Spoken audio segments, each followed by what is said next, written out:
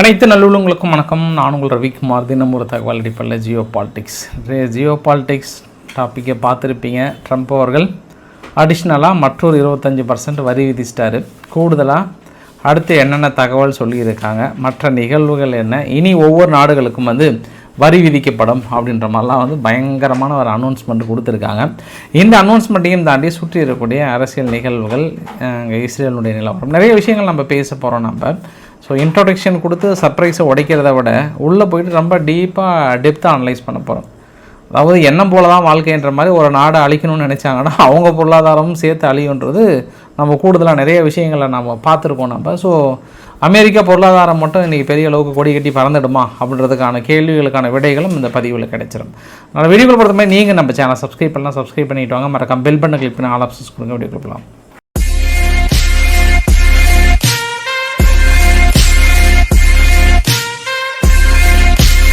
முதல் பதிவு, ட்ரம்ப் அவர்கள் அனௌன்ஸ் பண்ணிட்டாங்க. அடுத்த ஒரு 25% வரி விதிக்கிறேன்.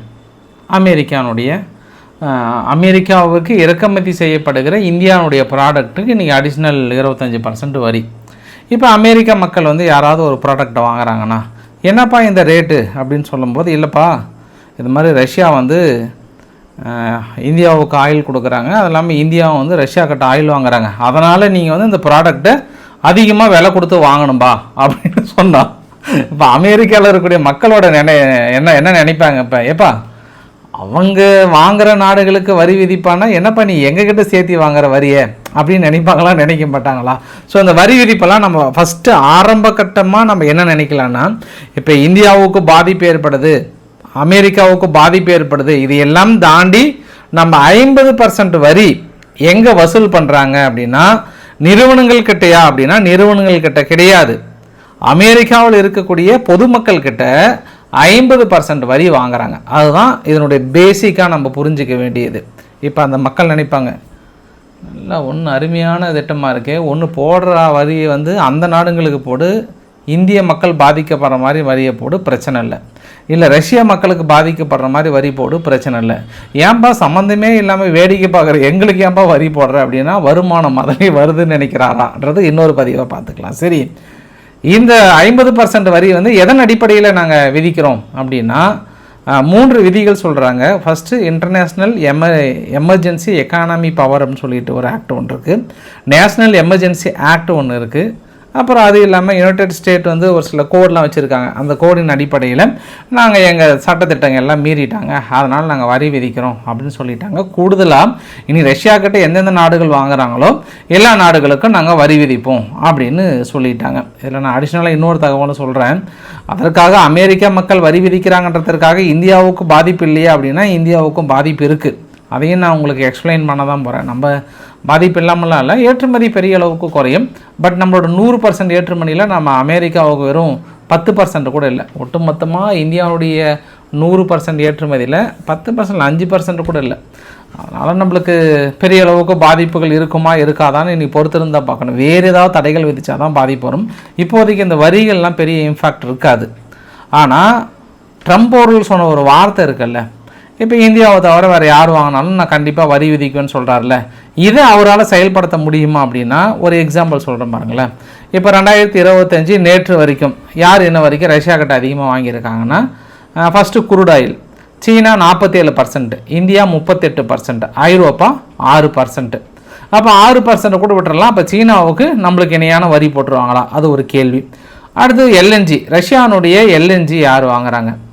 ஐரோப்பா யூனியன் 50% வாங்குறாங்க, சீனா 21%, ஜப்பான் 19%. அப்போ ஜப்பானுக்கும் ஐரோப்பாவுக்கும் இனி அமெரிக்கா வரி போட்டுருவாங்க.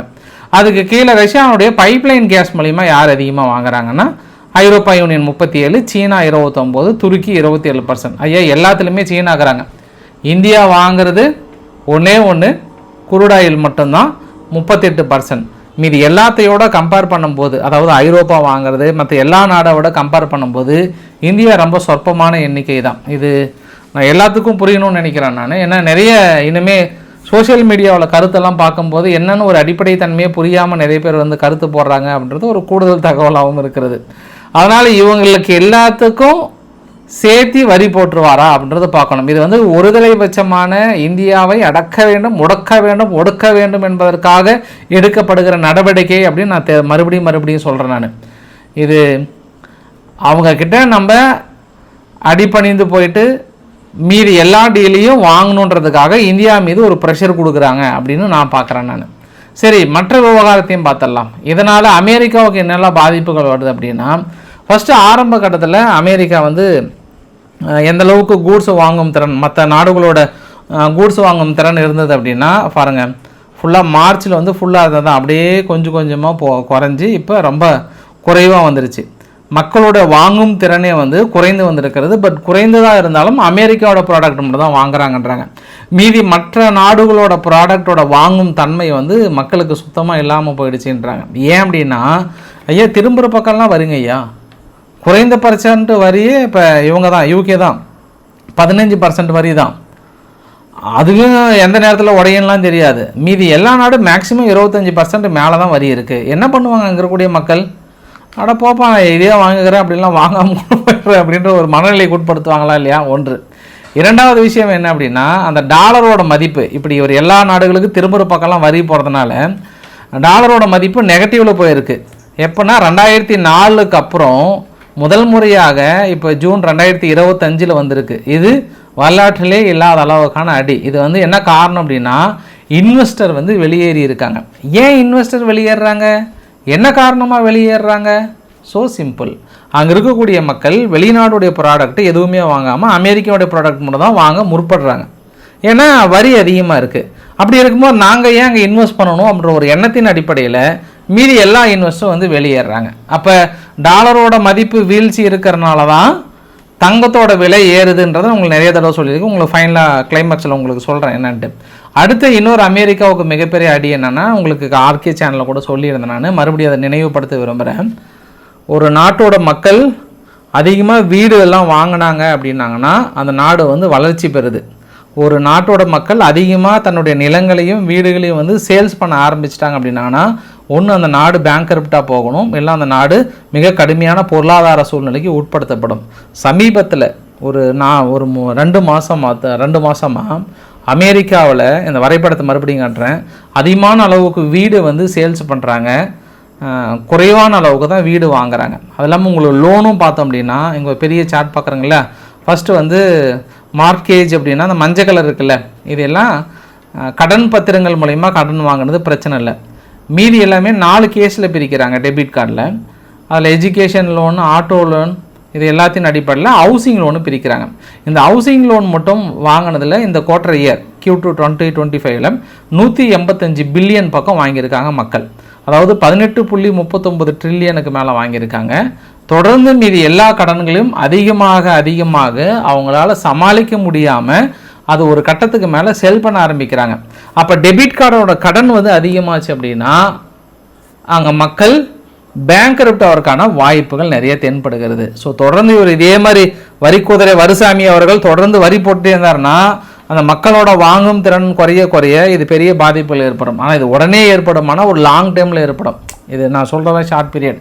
ஃபார் அன் எக்ஸாம்பிள், நாம் ஒரு 30,000 ரூபாய் சம்பளம் வாங்குகிறோம் அப்படின்னா 30,000 ரூபாய்க்கு நம்ம என்ன பண்ணுவோம், ஆல்ரெடி ஏதாவது ஒரு டியூ வாங்கி வச்சுட்டு ஒரு 10,000 டியூ, ஒரு 5,000 டியூ மளிகை சாமான் இப்போ வச்சு தான் காலத்தை ஓட்டும். பட் திடீர்னு நம்ம மளிகை சாமான் வந்து 5,000 வாங்குறதுக்கு பதில் 8,000 வாங்க வேண்டிய சூழ்நிலை வரும். ஏன்னா எல்லாம் வரி போட்டு வச்சுருக்கிறாரு. அப்படின்னும் என்ன ஆகுனா, நம்ம அந்த டியூ கட்டுவோம்ல பேங்க்குக்கு, அதுலேருந்து எடுக்க வேண்டிய ஒரு சூழ்நிலை வரும். இல்லை மறுபடியும் கடன் வாங்க வேண்டிய சூழ்நிலை வரும். கடன் வாங்க முடியலன்னா அப்போ பேங்க்கு அந்த கட்டுவாங்கல்ல, அந்த லோனை குறைக்க வேண்டிய சூழ்நிலை. இதே மாதிரி மக்களோட சூழ்நிலையை உட்படுத்தும் போது நாளைக்கு மக்கள் கட்ட முடியலன்னு வெளியே வந்தாங்கன்னா அது பெரிய பாதிப்புக்குள்ளாகும். சரி, இன்னொரு பாதிப்பு என்ன அப்படின்னா, சமீப காலமாக அமெரிக்கா வந்து பெரிய அளவுக்கு ஃபோர்ஸ் கொடுத்தாங்க. எங்கள் ப்ராடக்டை வாங்கணும், அது F-35 வாங்கணும். இந்தியா F-35 வாங்கலன்றதான் இவ்வளோ கோவமே அவங்களுக்கு. அது எப்படி பெரிய என்ன பேச்சு கேட்காமல் இருக்கலாம், நாட்டாமல் பேச்சு கேட்கலான்ற மாதிரி தான் 3 நாடுகள் மிகப்பெரிய அளவுக்கு செக் வைத்திருக்காங்க. ஏற்கனவே 2 நாடுகள் பற்றி சொல்லியிருந்தேன் நான். இங்கே தாய்லாந்து பக்கத்தில் இப்போ கம்போடியாத்தும் வந்ததில்ல, F-16 கொஞ்சம் சரியில்லை, அதனால் F-35 டீல் கொஞ்சம் செட் ஆகலை, நிறைய ரேட் சொல்கிறாங்க, அதனால் ஐரோப்பா கிட்ட நான் யூரோ ஃபைட்டர் வாங்கிக்கிறேன்னு ஒரு டீல் ஏற்படுத்திட்டாங்க. துருக்கி நம்ம அந்தரபல்ட்டி ஆரம்பம் அவர் என்ன சொல்லிட்டாரு, அட போப்பா உங்ககிட்ட எத்தனை நாளைக்கு தானே F-35 கெஞ்சிட்டே இருக்கிறது, நீங்களும் கண்ணு முன்னாடி தொங்க விட்டுட்டே இருக்கீங்க, நான் ஐரோப்பா கிட்ட போயிட்டு ஹீரோ ஃபைட்டர் வாங்கிக்கிறேன் கிளம்புங்கப்பா அப்படின்னு அவரும் சொல்லிட்டாரா. அது அடுத்து ஸ்பெயினோட பெட்ரோ சாண்டஸ் அவர்கள் என்ன சொல்லிட்டாருன்னா, ஆமாம்மா நாங்களும் F-35 கேன்சல் பண்ணிட்டோம் அப்படின்னு சொல்லிட்டு ஆல்மோஸ்ட் 6.5 பில்லியன் பக்கம் டீல் அவங்களும் கேன்சல் பண்ணிட்டாங்க. அதுக்கப்புறம் சுவிட்சர்லாந்து இருக்குல்ல, அவங்களும் என்ன பண்ணிட்டாங்கன்னா கேன்சல் பண்ணிட்டாங்க, F-35 எங்களுக்கு வேண்டான்ற மாதிரி. அடுத்து லிஸ்ட் ரொம்ப நீண்டுட்டு போகுதுன்றீங்களா, இது மேக்சிமம் நிறைய நாடுகள். இப்போ இன்னும் அடுத்த நாளைக்கு எந்தெந்த நாடுகள் வருதுன்னு தெரியல. இவர் யார் யாருக்கெல்லாம் உள்ளே போகுது அந்த வரி 30%, 40%, 50% விதிக்கிறாங்களோ அவங்கள ஒரு கட்டத்தில் வெறிச்சா என்ன பண்ணுறாங்கன்னா கடுப்பாகி தான் அவங்கள கேன்சல் பண்ணுறாங்க.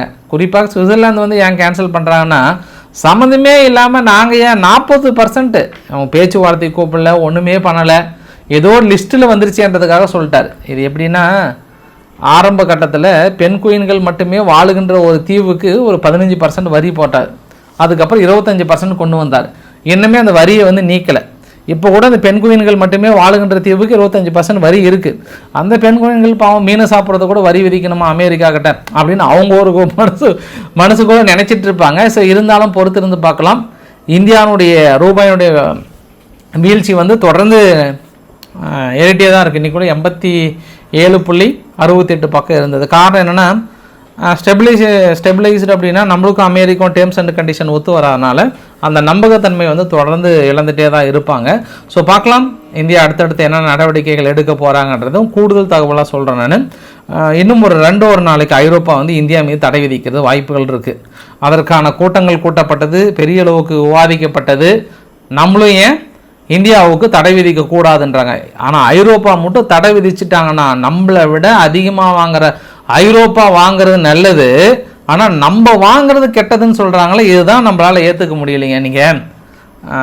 நீங்கள் அதாவது உங்களுடைய கருத்துக்கள் வந்து ஆளுகின்ற அரசாங்கத்தை பிடிக்காமல் இருக்கலாம், இல்லை மற்றது பிடிக்காமல் இருக்கலாம். ஆனால் இப்போ விதிக்கப்படுகிற வரி, சொல்லப்படுகிற வரியெல்லாம் அநீதியின் உச்சம். உங்களுக்கு இது ரொம்ப டெப்த்தாக பார்த்தோம் அப்படின்னா நிறைய கிளாரிட்டியாக புரியும். இன்னொரு விஷயம் கூட பெருசாக பிரபலமாக பேசப்பட்டது. இந்தியா வந்து டெட் எக்கானமின்னு சொல்கிறவங்களுக்கு இன்னொரு நான் வாய்ப்பாக சொல்கிறேன். நான் ஆக்சுவலாக அமெரிக்கா வந்து ஃபஸ்ட்டுகளில் இருக்காங்க. அவங்களோட ஜிடிபி 30.51 ட்ரில்லியன். ஆனால் அவங்களோட நேஷ்னல் டெபிட் எவ்வளோ, கடன் வந்து எவ்வளோ, 37.95 ட்ரில்லியன். அவங்க சம்பாதிக்கிறத விட அதிகமான அளவுக்கு கடன் இருக்குது ஜிடிபி. அதுவுமே ஒரு நாட்டுக்கு ரிஸ்க்கு. சீனா 19.23 ட்ரில்லியன் நேஷ்னல் டெபிட் எவ்வளோ இருக்குது, 2வது பிளேஸில் 16.98 ட்ரில்லியன் இருக்காங்க. ஜஸ்ட் 3 ட்ரில்லியன் பக்கம் தான். அவங்களுமே ஆல்மோஸ்ட் 90% பக்கம் வந்துட்டாங்க. ஜெர்மனி ஓரளவுக்கு பரவாயில்ல, நம்ம பீட் பண்ணுறது கொஞ்சம் ரிஸ்க்காக தான் இருக்கும். காரணம் 4.74 ட்ரில்லியன். ஆனால் அவங்களுடைய நேஷ்னல் டெபிட் வந்து 2.96 ட்ரில்லியன். இந்தியாவுடைய நேஷ்னல் டெபிட் வந்து 3.41 ட்ரில்லியன். ஆல்மோஸ்ட் 70% வருது நம்மளோட ஜிடிபியோட கம்பேர் பண்ணும்போது. அப்புறம் ஜப்பான் 419 ட்ரில்லியன். ஆனால் அவங்களோட நேஷ்னல் டெபிட் பார்த்தீங்கன்னா 9.93 ட்ரில்லியன். அதாவது அவங்கள விட டபுள் மடங்கு, ட்ரிபிள் மடங்கு. இது வந்து எப்படின்னா 202% வந்து கடன் வாங்கியிருக்காங்க. யூகே பாருங்கள், அவங்க சம்பாதிக்கிறத விட அதிகமாக கடன் வாங்கியிருக்காங்க. ஃப்ரான்ஸ் பாருங்கள், அவங்க சம்பாதிக்கிறத விட அதிகமாக கடன் வாங்கியிருக்காங்க. கீழே இட்டாலி பாருங்கள், அவங்க சம்பாதிக்கிற ஜிடிபியை விட கடன் வந்து அதிகமாக வாங்கியிருக்காங்க. இவங்களை எல்லாத்தையும் கம்பேர் பண்ணும்போது இந்தியா எப்படிங்க டெட் எக்கானமி நீங்கள் சொல்ல முடியும் இல்லையா? அது வந்து நம்ம அரசியல் காரணங்களுக்காக இல்லை, நான் அப்பாற்பட்டு நான் கேட்குறேன். நான் மீதி மற்ற நாடுகள் எல்லாமே வளர்ந்த நாடுகள்னு சொல்லப்படுகிற ஐரோப்பா நாடுகள் எல்லாமே அவங்க சம்பாதிக்கிறத விட, நம்ம குடும்பத்தில் ஒரு 30,000 ரூபாய் நம்ம சம்பாதிக்கிறோம் அப்படின்னா நம்ம வட்டியே 40,000 ரூபாய் கட்டுற மாதிரி இருக்குது. எப்படி வட்டியே 40,000 ரூபாய் கட்டுற மாதிரி இருக்க மற்ற நாடுகளோட நிலைமை. ஒரே ஒரு நாடை தவிர, ஜெர்மனியை தவிர மீதி எல்லா நாடுமே வந்து, அதுக்கு அடுத்தது இந்தியா தான், மீதி எல்லா நாடுகளுமே மேக்சிமம் வந்து தனது ஜிடிபி ரேஷியோட கம்பேர் பண்ண அதிகமாக கடன் வாங்கியிருக்காங்கன்ற ஒரு கூடுதல் தகவல். ஒரு மாநிலத்தோட வளர்ச்சி தான் ஒரு இந்தியாவோட வளர்ச்சி. நான் 2வது முறையாக உங்ககிட்ட சொல்கிறேன். இப்போ தமிழ்நாட்டில் உற்பத்தி பண்ணுகிற தொழிற்சாலைகள், குறிப்பாக ஆப்பிள் ஃபோன் தான் உலகளாவிய அளவில், குறிப்பாக அமெரிக்காவிலே நம்ம சேல்ஸ் பண்ணிகிட்டு இருக்காங்க. இதே தமிழ்நாடுக்கு பெருமை ரீசெண்டாக கூட சொன்னாங்க. பட் அதுக்குமே என்ன செக் வச்சுருக்காங்க அப்படின்னாங்கன்னா, இன்றைக்கி ஆப்பிள் நிறுவனத்துக்கிட்ட கூப்பிட்டு ஃபைனல் அக்ரிமெண்ட் பேசிட்டாங்க. டிம் குக் அவர்கள் 100 பில்லியன் அளவுக்கான இன்வெஸ்ட்மெண்ட்டு அவங்க லோன் கொடுக்குறாங்க. யார்?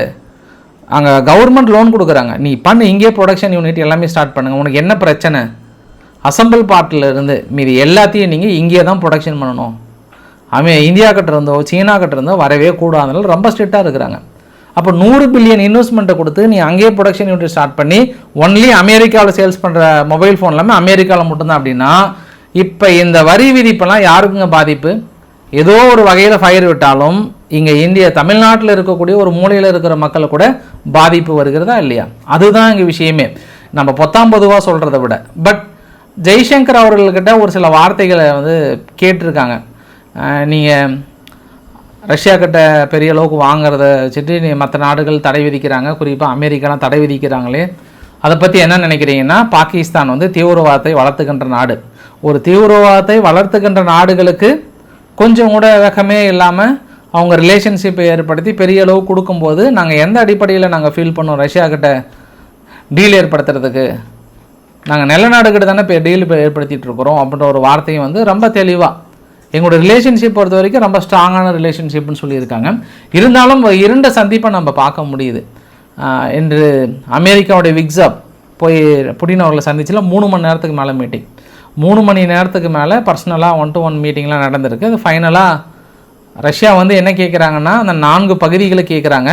அது அமெரிக்கா என்ன சொல்ல போகிறாங்க என்னன்னு தெரியல. மேபி இது எப்படி ஊடகங்கள் வந்து யூகிச்சிருக்காங்க, இல்லை நம்ம மறு வைத்த நபர்கள் என்ன போய் ஓட்டு கேட்டிருக்காங்க அப்படின்னா, எனக்கு இந்தியா மீது 50% மட்டுமே வரி விதிப்பதற்கான காரணம் என்னன்னா, அந்த பேச்சுவார்த்தை முடிவுக்கு வந்துடுமா, ஒருவேளை அந்த 4 பகுதியை வந்து விட்டு கொடுத்துடலாமான்ற மாதிரி வந்து சொல்லியிருக்காங்க.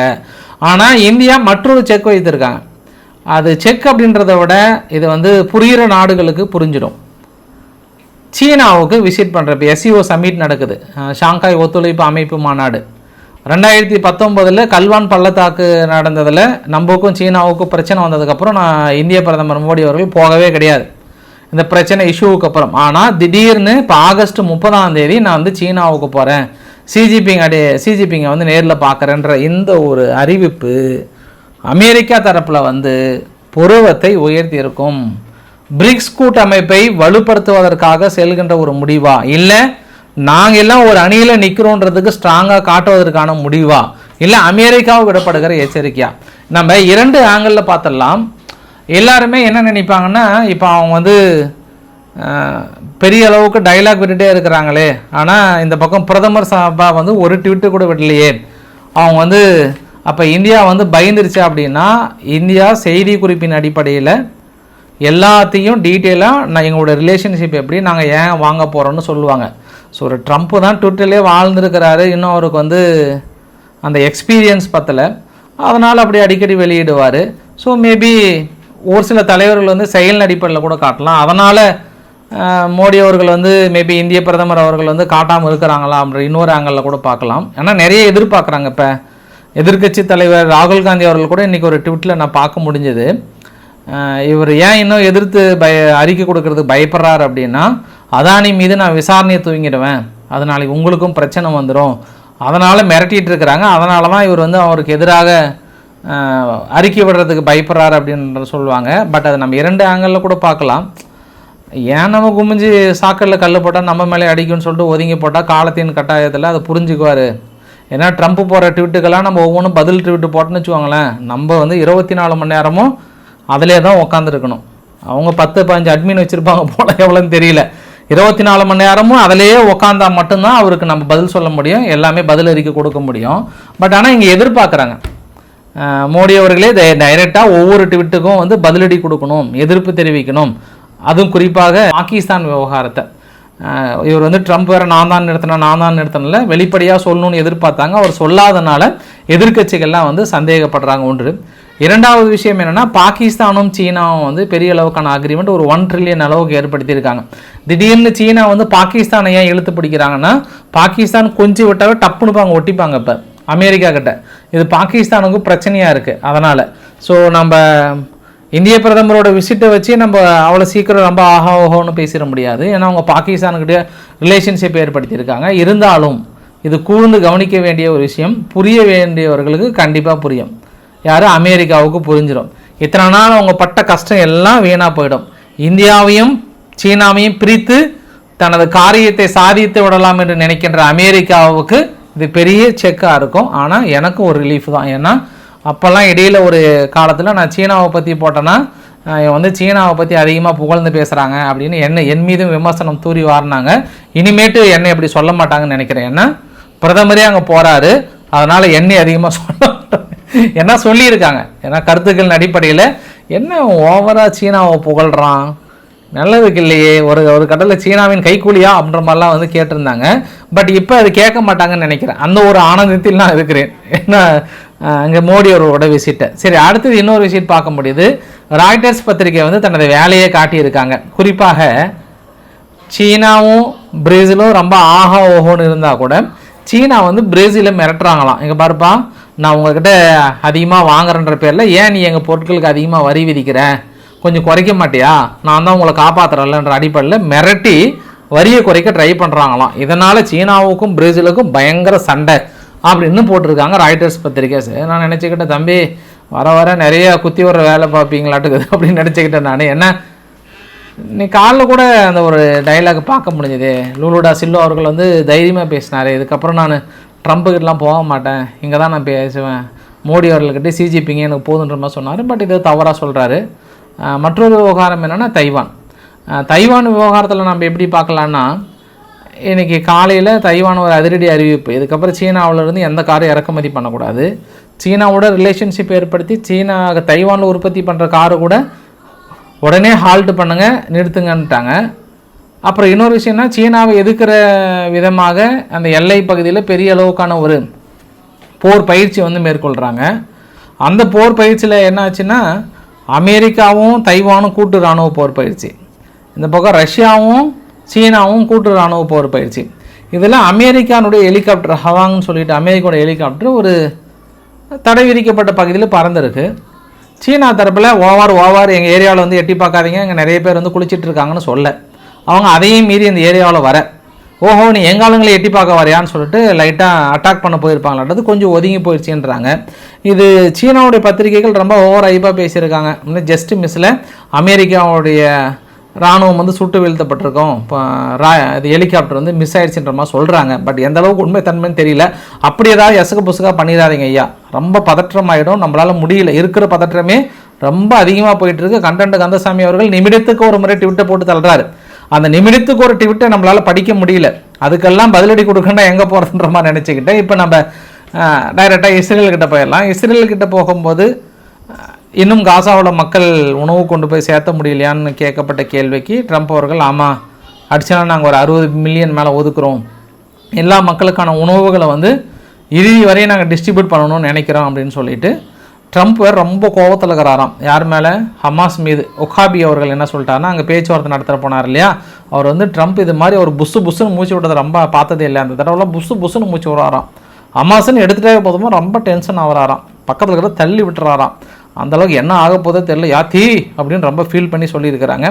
ஸோ அங்கே இஸ்ரேல் என்ன பண்ணியிருக்காங்க, மற்றும் ஒரு 4 பகுதிகளை உடனடியாக அங்கேருந்து வெளியேற சொல்லிட்டு இன்றைக்கி பெரிய தாக்கல் நிகழ்த்தினாங்க. இன்றைய தாக்குதலில் ஒரு 70 பேர் பக்கம் கொல்லப்பட்டிருப்பதாக அங்கே காசாவில் இருக்கக்கூடிய அமைச்சகம் வந்து தெரிவித்திருக்காங்க. இஸ்ரேலினுடைய chief of staff Eyal Zamir அவர்கள் ஒரு வார் மீட்டிங்கும் நடக்குது. அந்த வார் மீட்டிங்கில் 3.5 மணி நேரத்துக்கு மேலே பேசுகிறாங்க. அந்த 3.5 மணி நேரத்துக்கு மேலே பேசுனதில் ஃபைனலாக ஒரு இறுதி வார்னிங் கொடுத்துட்டு தான் வெளியே வந்திருக்கிறாராம். கண்டிப்பாக இராணுவம் காசாவுக்குள்ளே ஃபுல்லாக நுழைஞ்சிங்க அப்படின்னா நம்மளுக்கு இழப்புகள் ஏற்படுன்ற மாதிரி சொல்லியிருக்கேன். ஏன்னா அவங்களுடைய செய்தி குறிப்பில் வந்து இராணுவம் அது யாரும் அனௌன்ஸ் பண்ணல. ஆனால் ஒரு சில ஊடகங்கள் வந்து என்ன சொன்னாங்கன்னா, ஆல்மோஸ்ட் 80,000 பேர் வந்து மருத்துவமனையில் இருக்காங்க, 10,000க்கு மேற்பட்டவர் வந்து மென்டலி அன்ஸ்டேபிளாக இருக்காங்க, ரொம்ப கிரிட்டிக்கல் கண்டிஷன் தான். இவங்க இஸ்ரேலினுடைய இராணுவம் நிறைய அடி வாங்கியிருக்காங்க உள்ளே போயிட்டு அப்படின்ற ஒரு தகவலை சொல்லியிருக்காங்க. அது எந்த அளவுக்கு உண்மைன்றதை விட அவங்களுடைய சீஃப் ஆஃப் ஸ்டாஃபே எதிர்ப்பு தெரிவிக்கிறாரு, காசாவுக்குள்ளே வேண்டாம், ஃபுல் பிளஜடாக வேண்டாம், இப்போ இருக்கிறதே இதே போதுன்ற மாதிரி வந்து எதிர்ப்பு தெரிவிக்கிறார். இருந்தாலும் அவர் நாளைக்கு பதவி விலகும் பட்சத்தில் மேபி அவர் பதவி விலகிறான்ற மாதிரி தான் ஊடகங்கள் சொல்லிகிட்டு இருக்காங்க. காசாவுக்குள்ளே முழுமையாக நுழைய போகிறாங்க. பட் நுழைஞ்சாலும் இஸ்ரேலுக்கு தான் பெரிய ஆபத்துன்ற மாதிரி தொடர்ந்து அவர் எச்சரிக்கை கொடுத்துட்டே இருக்கிறார். ஏன்னா இது மற்ற இராணுவம் அப்படின்னா மக்களையும் இராணுவத்தையும் தனியாக பிரிச்சிட்டோம்னா அது ஈஸியாக சண்டை போட்டு முடிச்சிடலாங்க. எப்போவுமே மக்களோடு மக்களாக இருக்கிற எந்த ஒரு இதையும் வந்து ஒன்றும் பண்ண முடியாது. இப்போ அங்கே ஹமாஸ் என்ன பெரிய ஒரு ஸ்ட்ராங் பாயிண்ட் அப்படின்னா, அங்கே பொதுமக்கள் யார், ஹமாஸ் யாருன்னு இஸ்ரேல் கண்டுபிடிக்க முடியல. அதே மாரி பொதுமக்கள் மீது தாக்கல் நட்டால் பெரிய அங்கே அதான் நடந்துகிட்ருக்கு. அது பெரிய பிரச்சனை இஷ்யூ போயிட்டே இருக்குது. ஏன்னா இன்றைக்கி கூட பாருங்கள், நார்வே என்ன பண்ணிட்டாங்க, தொடர்ந்து ஒரு 1.9 ட்ரில்லியன் அளவுக்கு ஒரு பெரிய இன்வெஸ்ட்மெண்ட்டு இஸ்ரேல் அங்கே, அதாவது ஆயில் வந்து ரிஃபைன் பண்ணி எடுப்பதற்கான அக்ரிமெண்ட் அதையும் நிறுத்திட்டாங்க இன்றைக்கி. ஏன்னா நாங்கள் உங்கள்கிட்ட அக்ரிமெண்ட் போட்டால் இந்த ஃபண்டு காசாவில் தாக்கல் நடத்துறதுக்கு யூஸ் ஆகுதுன்னு சொல்லி நிறுத்திட்டாங்க. இது பெரிய ஒரு மிகப்பெரிய ஒரு பேட் டீல் வந்து இஸ்ரேலுக்கு. அதனால் இது தொடர்ந்து இது பிரச்சனை இருக்குது. ஒரு பக்கம் ஹமாஸ் தரப்பில் வந்து ஸ்ட்ராங்காக இருக்காங்க அப்படின்னு சொன்னாலும் எனக்கு இதில் வந்து உடன்பாடு என்னென்னா, ஹமாஸ் ஸ்ட்ராங் இருக்கிற பட்சத்தில் தனிப்பட்ட முறையில் மக்கள் எல்லாம் ஒதுக்கிட்டு ஹமாஸும் இஸ்ரேலும் நேருக்கு நேராக மோதினாங்கன்னா அப்போ நம்ம சொல்ல முடியும். இது வந்து மக்களோடு மக்களாக இருக்கிறாங்க அப்படின்றது நான் கூடுதல் தகவல். அதனால தான் இஸ்ரேல் இராணுவத்திற்கு பெரிய சிக்கலாக இருக்கிறது. அதே நீங்கள் இஸ்ரேல்னே வருது பாருங்கள், நீங்கள் ரஷ்யா உக்ரைன் பார்த்தோம் அப்படின்னா தனியாக பிரித்து எடுத்துட்டாங்க. அங்கே நடக்கிறதே முழுக்க முழுக்க இராணுவத்துக்கும் நடக்கிற சண்டை. ஆனால் இங்கே அப்படி இல்லை, மக்களும் உள்ளே இருக்காங்க, மக்களையும் இவங்களும் பிரிக்க முடியாமல் திடீர்னு உள்ளே வந்து அட்டாக் பண்ணுறாங்க. பெரிய இஷ்யூவாக இருக்குது. அதுதான் இங்கே இஸ்ரேல் இராணுவத்துக்கு மிகப்பெரிய டஃப்பு. அதே மீறி மக்கள் வெளியே போகனாலும் வெளியே போக மாட்டாங்க காசாவை விட்டு. அதனால தான் பெரிய தொடர்ந்து வார்னிங் கொடுத்துட்ருக்குறாங்கன்றது கூடுதல் தகவலாக பார்க்க முடியுது. மேபி இதுக்கப்புறம் பிரித்து எடுக்கிறாங்க, ஒரு தனி பகுதியை வந்து கட்டிகிட்டு இருக்காங்கன்ற மாதிரி சொல்கிறாங்க. அது எந்த அளவுக்கு என்னன்னு தெரியல, தொடர்ந்து நம்ம பார்க்கலாம். ஸோ இந்த புகைப்படம் இன்றைக்கி ஜெர்மனியுடைய பத்திரிகை வந்து வெளியிட்டுறாங்க, மிகப்பெரிய வைரலாக இருந்தது. ஏன்னா டைம் மேகசினில் ஒரு இடத்த புகைப்படம் தான் ரொம்ப வைரலாக இருந்தது. அதனால் இன்றைக்கி இவங்க ஜெர்மனி என்ன பண்ணிட்டாங்கன்னா, இது எல்லாமே ஃபேப்ரிகேட்டட் தான், உள்ளே வந்து உணவு வாங்குற மாதிரி இந்த மாதிரி எல்லாமே மோஸ்ட்லி வந்து இது மாதிரி ஃபோட்டோ எடுத்து ஓவர் ஐ பண்ணி தான் வந்து வெளியிடுறாங்க. அங்கே இருக்கக்கூடிய ப்ரொபகண்டா, ஹமாஸ் ப்ரொபகண்டா தான் இந்த அளவுக்கு பண்ணிகிட்டு இருக்காங்கன்றாங்க. இடையில் நான் கூட அந்த ஸ்டார்விங் விஷயத்தெல்லாம் நான் சொன்னேன் பட் என் மீது தூர்வாரப்பட்டது. இருந்தாலும் அது காலத்தின் கட்டாயம் கொஞ்சம் நாளைக்கு தெரியும். அது ஆக்சுவலாக இருக்கிற நிகழ்வு இருக்குங்க. ஆனால் ஹமாஸ் வந்து கொஞ்சம் ஓவரை பண்ணுறாங்க, எல்லா விதத்துலையும் கேமரா ஃபிட் பண்ணி ஒரு மாதிரி அதை பண்ணிகிட்டு இருக்காங்கன்றது தெளிஞ்ச விஷயந்தான். பட் இருந்தாலும் இன்றைக்கி ஜெர்மனியோட பத்திரிகைகள் சொல்லியிருக்காங்க. ஈரான் என்ன பண்ணியிருக்காங்க, அங்கே மொசாத்துக்கோட டைப் பண்ணி ஈரானுடைய நியூக்ளியர் சயின்டிஸ்ட் ஒருத்தர் நீங்கள் பார்க்குறீங்கள, ரோஸ்பெத் வாடி, பிஹெச்டியினுடைய ஸ்டூடெண்ட்டு, நியூக்ளியர் இன்ஜினியர். இவர் தான் அங்கே நியூக்ளியர் சயின்டிஸ்டோட மொத்த லிஸ்ட்டும் மொசாத்து கொடுத்ததன் அடிப்படையில் இவரை வந்து இன்று தூக்கிலிடுறாங்கிறது கூடுதல் தகவல். ஃபைனலாக இந்த வீடியோவோட நிறைவு பகுதியில் சிரியா தொடர்ந்து தனது வருத்தத்தையும் வேதனையும் தெரிவித்திருக்கிறது. காரணம் என்னவென்றால், இப்போ தான் அமெரிக்கா எங்ககிட்ட நட்பில் இருந்தாங்க, எந்த தவறுமே செய்யாத எங்கள் நாடுகள் மீது ஏனையா நீங்கள் 41% வரி விதித்தீங்க, நீங்கள் தானே ஐயா குட் பாய்ஸ்ன்னு சொன்னீங்கன்னு சொல்லிட்டு அகமது அல் அசாரா அவர்கள் வந்து ஒரு கொஷினை கேட்டிருக்கிறார். ஏதாவது பார்த்து கொஞ்சம் குறைச்சி விடுங்கன்றார். ஒன்றும் பிரச்சனை இல்லை, நாங்கள் இஸ்ரேல் கூட நார்மலாக போகிறோம், அந்த ட்ரூசின மக்களுக்கு தனி நாடு கொடுக்குறேன்னு சொல்லுங்கள் பாருங்கள், உங்களுக்கு 0% வரி வருவதற்கு வாய்ப்புகள் இருக்குது, ட்ரை பண்ணி பாருங்கள். சிரியானுடைய அகமது அல் சஹாரா அவர்களே, அதுவும் கூடுதல் ஒரு அட்வைஸாகவும் சொல்லலாம் நம்ம. ஸோ பிடிச்சிருந்தால் லைக் பண்ணுங்கள், ஃப்ரெண்ட்ஸுக்கு ஷேர் பண்ணுங்கள், சப்ஸ்கிரைப் பண்ணுங்கள். ரவிக்குமார் சோமச்சல், நன்றி, வணக்கம்.